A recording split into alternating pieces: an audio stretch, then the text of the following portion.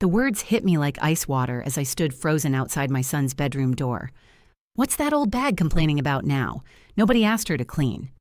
Emma's voice carried through the thin walls, followed by my son James's bitter laugh. "Don't worry about it. I only took her in because Dad made me promise. Honestly, there's no room here anyway." My hand trembled against the door frame as 6 months of cooking, cleaning, and caring for their family crystallized into this moment.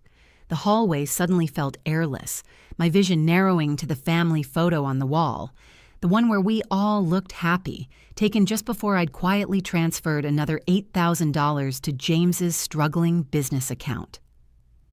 My name is Rebecca. I'm 68 years old, and I used to be a successful financial consultant.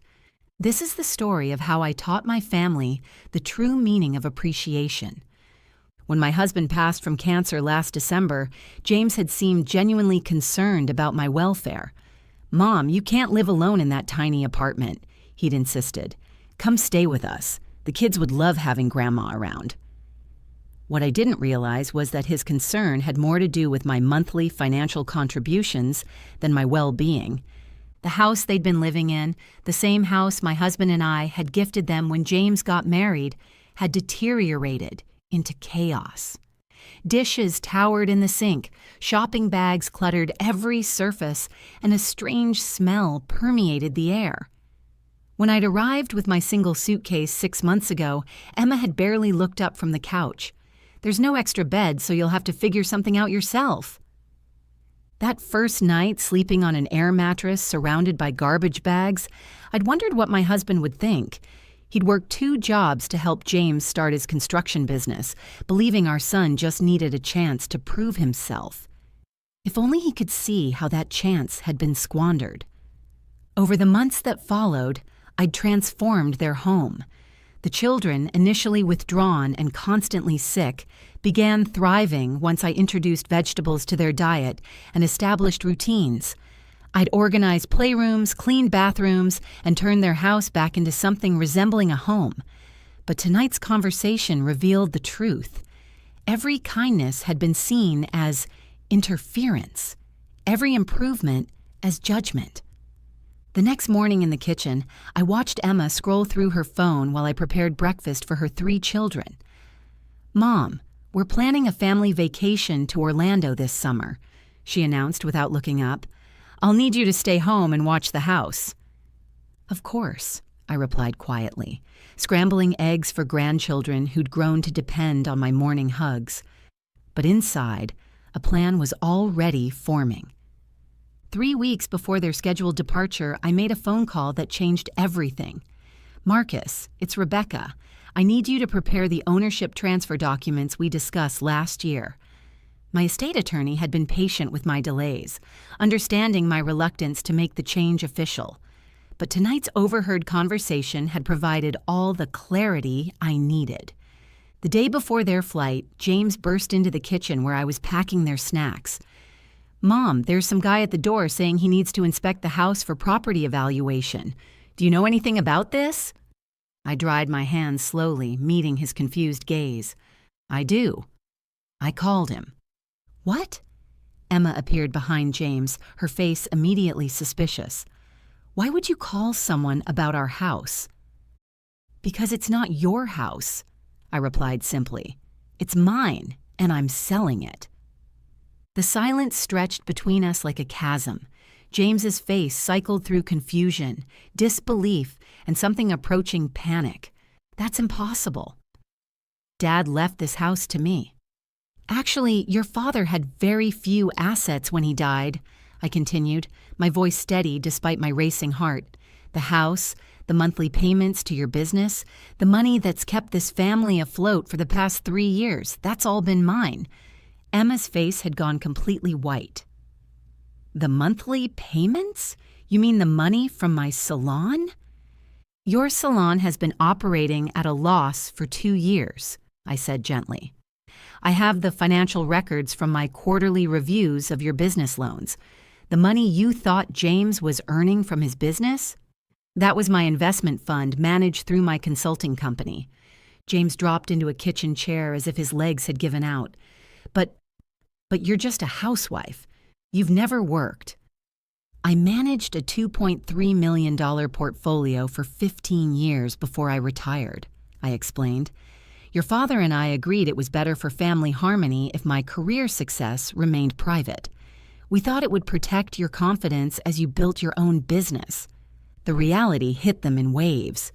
Emma's eyes filled with tears as she realized her lifestyle had been entirely funded by the woman she'd treated as free labor. James stared at the kitchen table, the one I'd refinished by hand after finding it water-damaged in their garage. "You can't do this," Emma whispered. "What about the children?" "The children will be fine," I replied, already reaching for my purse. "You have 48 hours to find alternative housing. The new owners take possession on Monday." As I walked toward the door, James finally found his voice. "Mom, please, I'm sorry about what we said. We didn't mean it."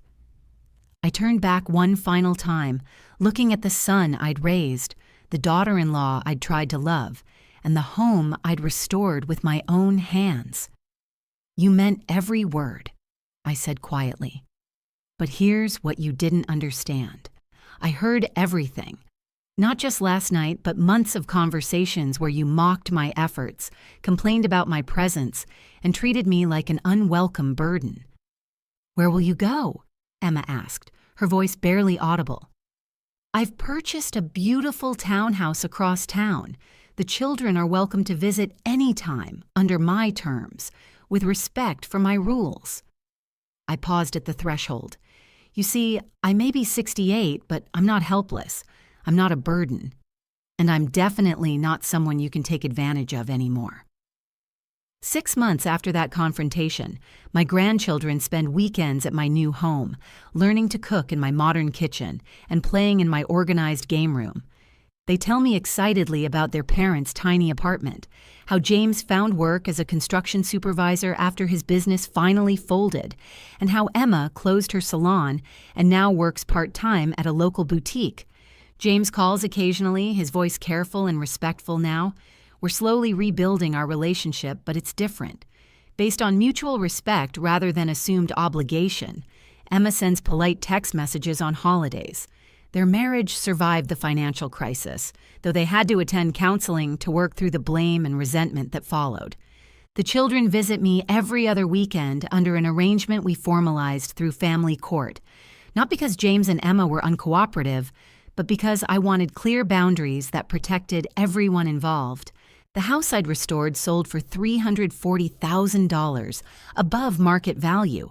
The buyers, a young family with twins, send me pictures sometimes of the children playing in the backyard garden I'd planted.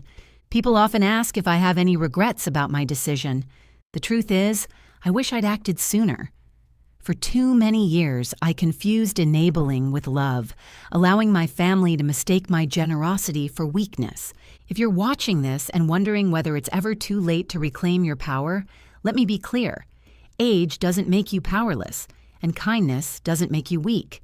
Sometimes, the most loving thing you can do is teach people to value what they have before they lose it forever. Your worth isn't determined by how much others are willing to take from you. It's determined by how much you're willing to respect yourself. And trust me, once you start demanding that respect, you'll be amazed at how quickly the world begins to provide it. Before you go, here's a quick bonus for sticking around. If you love learning and growing like I do, you need to try audiobooks. I've got an exclusive deal with Audible. Your first month is completely free. That's access to over 500,000 titles, zero cost to you. All the details are waiting in the description. Don't miss this one.